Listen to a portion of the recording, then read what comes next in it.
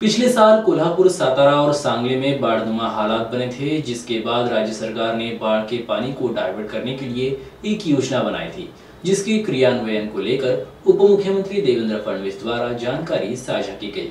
मागच्या काळामध्ये जेव्हा कोल्हापूर आणि सांगली, सातारा या सगळ्या भागामध्ये पूर आला होता, त्यावेळी एक योजना आम्ही तयार केली होती की पुराचं पाणी हे डायव्हर्ट करून आपल्याला मराठवाड्याकडे कसं नेता येईल। कारण पुराचं जे पाणी असतं हे एक्स्ट्रा वॉटर असतं, ते काही कुठल्या राज्याच्या मालकीचं नाहीये आणि म्हणून या संदर्भात आपण एक प्रोजेक्ट तयार केला होता आणि Asian development bank, world bank दोघांनाही आपण तो प्रोजेक्ट दिला होता आणि मग त्यांच्याकडनं त्याचं अप्रायझल झालं आणि त्या संदर्भात इन प्रिन्सिपल एक प्रकारची मान्यता त्याला त्यांनी मागच्याच काळामध्ये दिली होती आणि त्या संदर्भात जी आपली इकॉनॉमिक अफेअर्सची कमिटी आहे माननीय वित्तमंत्र्याच्या अंतर्गत त्या समितीसमोर हे प्रपोजल गेलं होतं आणि आता त्या समितीने, कारण आपल्याला जर कुठल्याही वर्ल्ड बँकेचं किंवा एशियन डेव्हलपमेंट बँकेचं कर्ज जर घ्यायचं असेल तर त्यांची मान्यता त्याला लागते।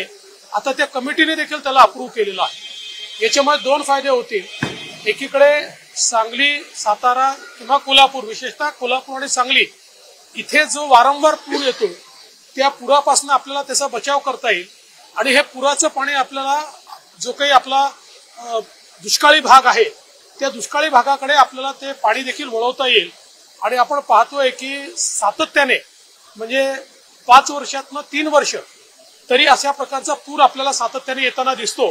त्यामुळे हे पाणी सातत्याने उपलब्ध आहे आणि म्हणून या पाण्याचा उपयोग आपल्याला दुष्काळी भागामध्ये करता येईल अशा प्रकारचा हा जो अतिशय युनिक प्रोजेक्ट आहे त्या प्रोजेक्टला आता जी आपली कमिटी आहे इकॉनॉमिक अफेअर्सची माननीय केंद्रीय वित्तमंत्र्यांच्या अध्यक्षतेखाली त्यांनी त्याला एक प्रकारे मान्यता दिलेली आहे। त्यामुळे मला असं वाटतं की मागच्या काळात मग ते कृष्णा भीमा स्थिरीकरणासारखे प्रोजेक्ट असतील किंवा वेगवेगळ्या प्रकारच्या ज्या संकल्पना मांडण्यात आल्या होत्या त्या संकल्पना कुठेतरी या प्रोजेक्टने आपल्याला पूर्ण करता येईल। वैनगंगा, नळगंगाचा संदर्भात आता जी कॅबिनेट झाली त्या कॅबिनेटच्या बैठकीमध्ये या प्रस्तावाला आम्ही मान्यता दिलेली आहे।